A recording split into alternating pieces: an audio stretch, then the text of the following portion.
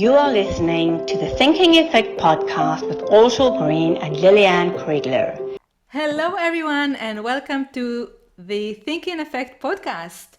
And this is episode 21, which is all about how can teachers use nature to develop their student thinking. And while Lillian is on a well-deserved break, I have a special guest for you today. It's Hope Blicker. Hello, Hope. How are you? Hi, and thank you so much for letting me be your guest for this podcast. It's an honor to have you. Can you please introduce yourself to our audience? Sure, I'm Hope Blecker, and I am currently in New Jersey. And it is a pleasure to be here and bringing my over 3 decades of experience to you and hearing from you as well. So I look forward to this conversation. Excellent. So we'll kick it off. So today is all about nature and how nature impacts our ability to think. And it's important to know that, when our brain is calm and relaxed, we think better. Our cognitive abilities enhances. And today, unfortunately, we see more and more children spending more time indoors in front of their screens and less time outdoors playing in nature. And this actually have a negative impact on children, so much so that it is actually called nature deficit disorder, as the lack of nature in children's life impact their well-being. For example, they're more stressed, they have more anxiety, they have the level of ADHD is increasing because of the lack of exposure to nature. So not spending time in nature has a huge impact on children well-being, mentally, socially, and their cognitive capabilities. And I agree with that. I have seen it in my own students. I currently teach adult ELL students. And prior to that, I taught students who were in middle school. And right at the height of the pandemic, and everybody's inside and they are definitely on their devices. And prior to that, it was something that I noticed. And we were inside more and more, partially for security, partially because it was learn, test, study. And I was even feeling we need to be outside. We need to take a walking field trip. We need to, look at the clouds and say, what do those clouds look like? Let's write a story about it. So I was definitely feeling it.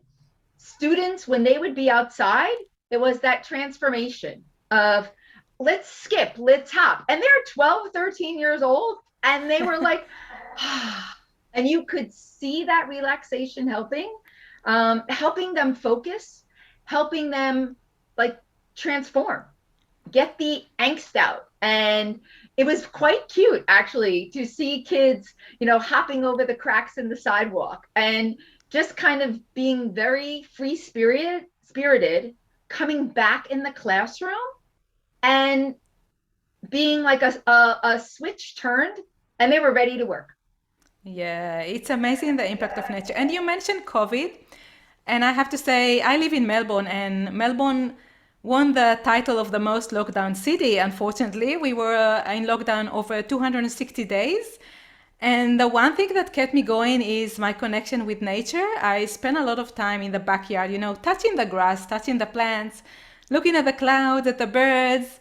And luckily, we live next to the ocean, so I was able to go to the ocean, just looking at the water, listening, feeling the sand. It has such a huge impact. It really helped me go through that difficult time. And there were people who were posting that they couldn't hug people, so they went outside and hugged a tree. A lot of people bought pets during COVID because they wanted that connection that they could not have with people. Going out, taking a walk became a big stress releaser. Meditating, jumping in puddles. I even took a class during the pandemic from the Forest School Teacher Institute to become a teacher outdoors in nature, which is something that I've done before. I did it as a Girl Scout. I like to be outside calmly on a kayak. We do a little bit of camping and having that like permission to say we can be outside and learn was something that I think we just took for granted. Oh, well, we can always do it. We'll get to it. We'll get to it. We'll get to it. And during the pandemic, it was, we will essentially do it.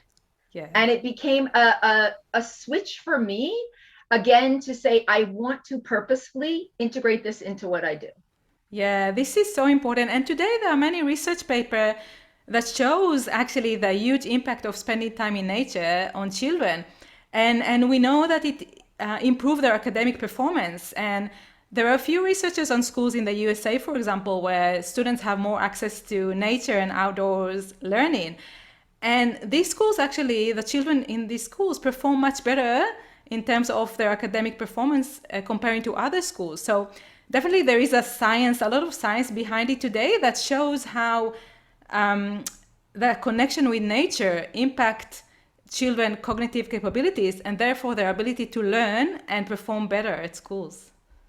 And I was teaching the book A Tree Grows in Brooklyn. And we didn't have a tree in our classroom. We don't have an outdoor classroom like that. So across the window ledge, I brought in some little plants, and purposely, I didn't say anything. I was like, let's bring them in. Let me see if anyone notices. And having been a teacher with experience, I had faith that someone was going to notice and eventually, bring them in. And they did. They were like, oh, what are we doing with these plants, Dr. B? And I said, well, we're doing A Tree Grows in Brooklyn. We're not in an area where we can, grow a tree in the classroom. So these were our trees. And for a few days, I was watering them, a little bit each day. And then I had some students who were, can I take care of the tree? Should we name the tree? And I said, they're your trees. They're not mine. We're doing the book. We're taking care of trees. And so they slowly really became the caretaker. And then our principal had spoken to us right before, everything shut down. And I had what was 4 little trees, little plants had become 8. And I thought, I'm not taking these all home. So I just, when we got the news, we're probably closing tomorrow. It'll just be a short time. I asked the kids who would like to take one home to, nurture and take care of. And there were more people who wanted to take them home than I had plants, which I thought was wonderful. And during COVID, when we were locked down through the end of the year, periodically the parents would send me pictures of the kids with the little plants. Oh, and I thought, that's what this is about. We're reading the book, but you're getting so much more out of it. And you're understanding the symbolism of the tree. And how it's, how it grows, how it becomes part of us. And that was something that, you can't plan for that to happen. Absolutely. We hope it happens. It was there as a tool. I thought it would happen, but, when the parents also got involved and then continued, oh, my child wants to have a garden now. What do you think of that? I was like, go for it. Teach them at home. Let them take pictures. So, to say it really took on a life of its own was a beautiful thing to see. It is. It's wonderful. It's probably helped them through COVID as well. And one of the It things, did. when I was looking into it, one of the things I found that it's not just benefit our children, the students, in terms of, their well-being, their social connection, their ability to learn. It's actually also helping teachers. So teachers who actually spend time outdoors, teaching their students outdoors, even if it's just 1 hour a week, it increases their job satisfaction and their own well-being. So it works well for teachers and students as well. And as I mentioned, you don't have to spend a lot of time outdoors, but it's enough that you spend like half an hour a day will make a difference, and you'll see that. And I agree with you. And I've heard people say, oh, I live in the city, so I can't do that. And that's not true. I want to say that if you live in the city, you have a different kind of nature. You have access to it in a different way. And it may just be in New York, for example, there is this big mission that started when it was Mayor Bloomberg, that they were going to plant 1 million trees. And they did it. They reached their goal. Oh, wow. And in these neighborhoods that were, they concrete jungles and everything is paved over. They said, no, we are purposely going to plant the trees. We are going to bring them back. And people were noticing birds. And it was the adults and they were noticing birds and taking care of it and doing the little, the gardening. That was something like, this is mine. I take pride in this now. And it's a stress releaser. Let's meet by Yes. the tree. Let's and decorate. And I don't know if you've heard, there are some people who yarn a tree. Oh So yeah, we they have it actually, here, yeah, in Melbourne as well. and it just takes, it's a different kind of art, but not only is it art, it's another connection. Absolutely, absolutely. And yeah, let's talk about it then, because we want to help teachers get some ideas how to bring nature into their teaching. So obviously, if you have at school a backyard with trees and grass, that's wonderful. Or if you have parks nearby that you can easily go on excursion with your students, that's wonderful. But you can also easily bring nature into your classroom, and this is what I want us to have a chat about, to help help teachers with a few ideas as to how to bring nature into the classroom. So where I start with bringing it in is usually with a story. So there is a beautiful set of books by Bird Baylor, and she recently passed away. However, the books that she wrote have what you would say multi-layered artistry. So the story is a long poem, and the illustrations, although you look at them, they're not, all these hyper vibrant colors. They are very calming. And when you look at it, you see, oh, there's a rock. Oh, there's a person. Oh, and you keep noticing different things about them the more you read it. So I did the story, Everybody Needs a Rock. And then after I read it, their assignment was find a rock. It's almost like adopting this rock and then tell the story of the rock, create the story of the rock. And what the students produced was not a copycat of what Bird Baylor did. They really owned it. Some of them made little beds for their rock. They made rock gardens, and they even said, is this nature? And I say, well, yes, you didn't buy the rock. You found the rock. You own the rock. So that's why I want to say, wherever you are, there is nature. It could be a little inchworm. Now we're getting in the season here where the fireflies or lightning bugs come out, and kids love them. People have, oh, there's one. And then broaden the concept of nature to include constellations. So wherever you are, there's a part of nature. There's a story that goes with it that you can either find the book in the library, create the story, and also use photography. Use a pen and paper. Earlier in this conversation, we mentioned looking up at the sky and looking at clouds. Well, there is a book, It Looked Like Spilt Milk. Look at the clouds. What do they look like? How does that make you feel? And there's also what comes out of that, Ortal, is a sense of humor, a sense of like lightning and joy and, getting some things off your shoulders. And from that, it's the Mother Nature feeling of it can be anywhere. Absolutely. And these are wonderful ideas. I love all of them. And I just want to add to that. Another thing you can do is bring a water feature into your classroom. Having that water in the classroom, just listening to the water, looking at them. You can also use it, in your literacy lesson, for example, encourage your students to write a poem about it or a story about the water. And there are other ways to do it. I love the rock example. This is really awesome. You can also, your students can also draw on the rocks or write something on it if they want. But you can also bring other things. For example, during fall, you can bring a lot of leaves, fallen leaves into your classroom, fill it up with leaves. And explore the leaves, the colors, the veins, the shapes. That also provide that connection with nature, which is so important for your students. And it's the visual, as you're saying, what color are the leaves? What sounds are the leaves? The crunch of the leaves. I know for me, when fall comes, I'm all about make that little pile and crunch, crunch, crunch. So really for nature, you have your five senses. I once worked with someone who was colorblind, and we had these meetings. I was like, fall is my favorite season. I love all the colors. And he was like, I'm colorblind. They kind of look the same to me. And I thought, but you hear nature. You're saying the water feature. You can hear if you're listening at night, it sounds different than during the day.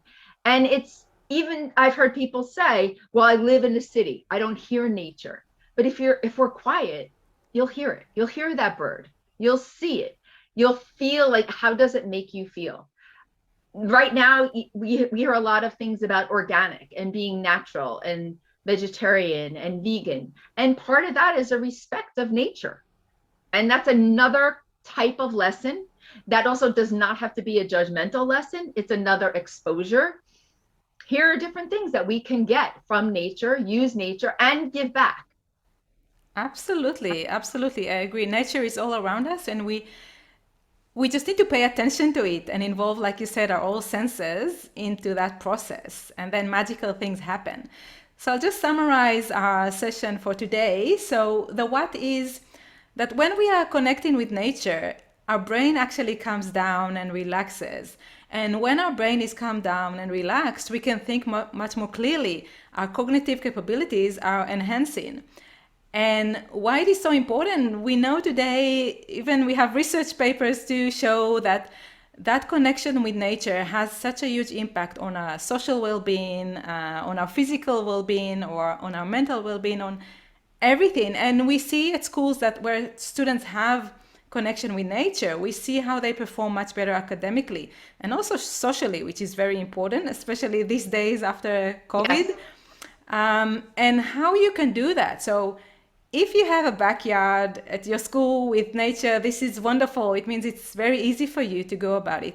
But even if you don't, you can bring nature into your classroom in many different ways. Like Hope mentioned, start with reading a book about nature and then take it further along the journey, whether it's drawing clouds or exploring rocks, or you can bring in fallen leaves or water features. So there are many different ways to bring nature into your classroom, so your students and yourself as the teacher will enjoy all of the benefits that come with connecting with nature.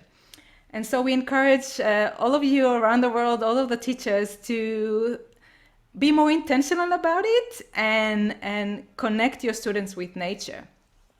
And I think it'll be opening a door for opportunities. So once you open that door for the students, based on my experience, you'll find that they will start coming up with the suggestions. Can we do this? Can we do this? Oh, I noticed this. I heard this. I saw this. You know, flowers smell like this. And then there's a whole lot other thing of which plants and things are edible and not edible. So, you know, it just keeps going and going. And you'll find where you'll say, okay, you know, we've explored this and we're integrating it into math, science, technology, engineering, and again, calming down, which is something beautiful for all of us. Absolutely. We all need it so much.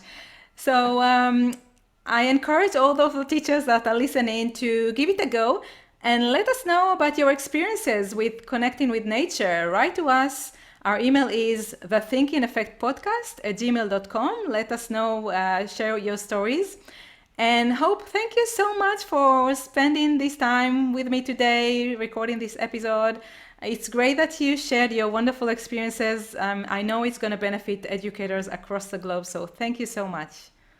My pleasure. And thank you. And I look forward to hearing how people integrate nature. Absolutely. All right. See you next week. Bye-bye.